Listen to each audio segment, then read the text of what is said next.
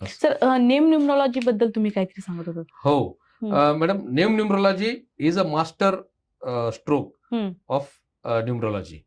तर name numerology मध्ये अनेक प्रॉब्लेम. आता एखादी व्यक्ती जेव्हा जन्माला येते त्यावेळी ती एक ठराविक डेट घेऊन जन्माला येते. म्हणजे त्या व्यक्तीचा जन्म डेट, तो मंथ आणि ते वर्ष, बरोबर, हे तर फिक्स असतं.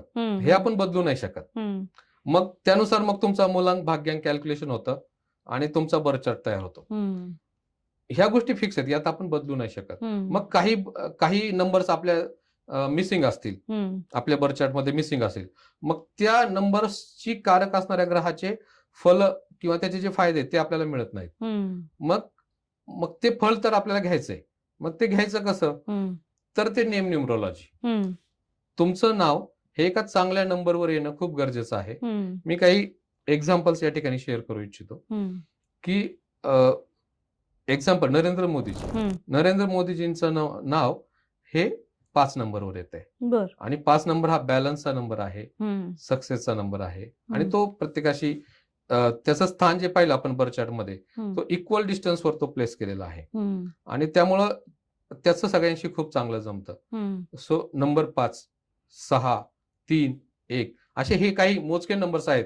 त्या नंबरवर जर आपलं नाव आलं तर ते आपल्याला फक्त एकच आहे की ते आपल्या बर्थ चार्ट किंवा मूलांक भाग्यांकाशी सुसंगत आहेत का नाही, ते फक्त एकदा क्रॉस चेक करून घेणं गरजेचं आहे.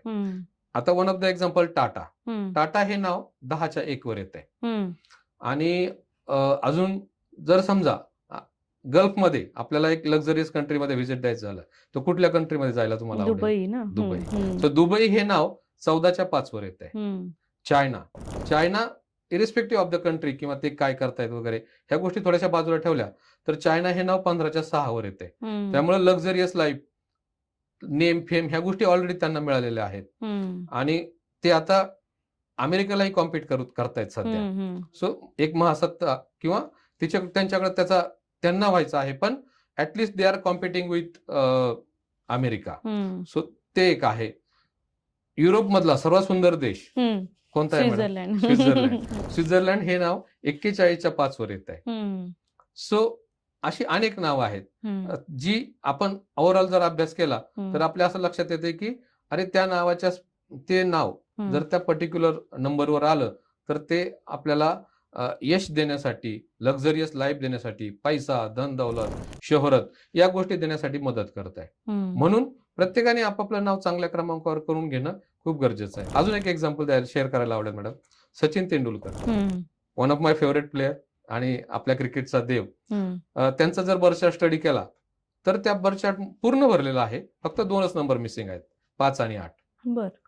पण गंमत अशी आहे की सचिन तेंडुलकर हे नाव 5 नंबरवर येते. त्यामुळे जी कमतरता बर्थ चार्ट मध्ये होती ती 5 नंबरनी भरून काढली. आणि 5 नंबर हा ऑलरेडी येस, सचिन तेंडुलकर यांची मेहनत त्यात तर आहेच, इट गोज विदाउट सेइंग. पण कुठं ना कुठं म्हणजे अशा प्रकारे 5 नंबरने ती कमतरता भरून काढायला मदत. आणि हे नाव बाय डिफॉल्ट म्हणजे सचिन तेंडुलकर ऑलरेडी टीव्ही माध्यमासमोर असल्यामुळं ऑलरेडी नाव हे ऍक्टिव्हेट झालं आणि त्याचे रिझल्ट आपल्याला पाहायला मिळाले.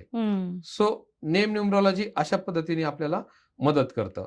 आणखीन आता लेटेस्ट आपण जर पाहिलं म्हणजे अक्षय कुमारचं तसं नाव राजीव भाटिया, पण त्यांनी ते नाव चेंज करून अक्षय कुमार हे नाव करून घेतलंय आणि ते नाव 28च्या 1 वर येत आहे. आणि ही म्हणजे नंबर 1 सुपरस्टारच्या स्पर्धेत तो आपल्याला नेहमी असलेला पाहायला मिळतो. रेमो डिसुजा, त्याचं खरं नाव रमेश आहे, पण रेमो डिसुजा हे नाव त्यांनी करून घेतलंय. राजकुमार राव, इव्हन ऋतिक रोशन, करिश्मा कपूर यांनीही आपली नावं चेंज करून घेतलेली आहेत, हे दिसतंय.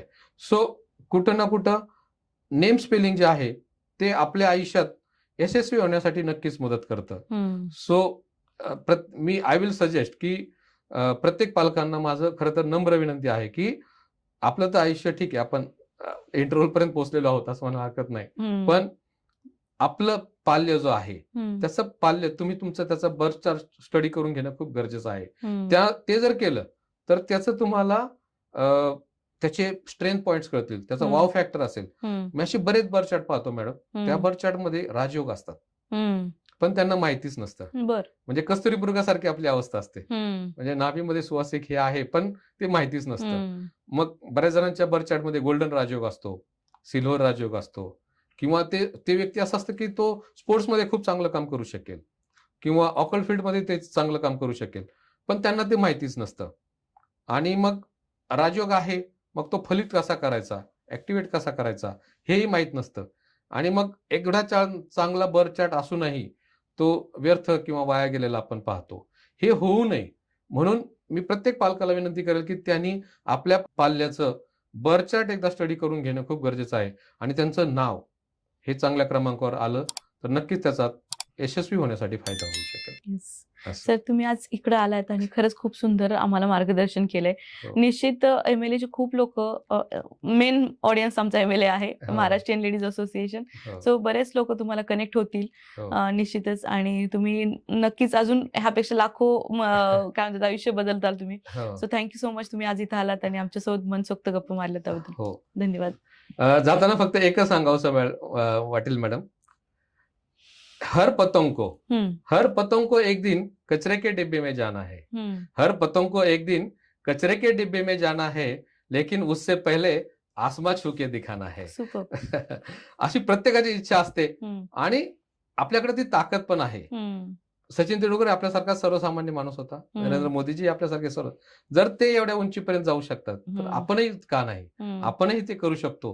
पण गरज आहे या शास्त्रांचा अवलंब करण्याची बरोबर. आणि त्यानुसार आपल्या ऍक्शन्स प्लॅन करण्याची. आणि ते केलंच तर नक्कीच आपण आपलं आयुष्य सुफम सुफजलम करू शकतो. आणि त्यासाठी माझी काही मदत लागली तर नक्कीच मी त्या ठिकाणी मदत करायला मला नक्कीच आवडेल. Yes. मी आपलाच आहे. येस. धन्यवाद. थँक्यू. थँक्यू.